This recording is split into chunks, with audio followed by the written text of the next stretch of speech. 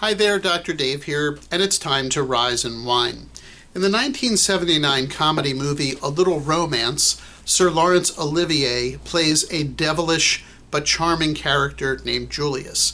Julius has shared a legend with two young characters in the movie who believe him but later find out that the legend is a lie. When he's confronted about it by them, he says, "What are legends anyway, but stories about ordinary people doing extraordinary things?" I agree with that definition, and you may find in your own life, when you observe and share with people who are close to you, the extraordinary things that they have done, that you've observed, or the extraordinary qualities you feel they have, it can be very powerful. They may not have heard that before or heard it expressed in quite the way that you have shared it. And even if you share those extraordinary things with someone and they're the only person you share it with, by my definition, they're now a legend. Rise and Whine is weekly, and if you enjoyed this episode, please like, comment, and share below.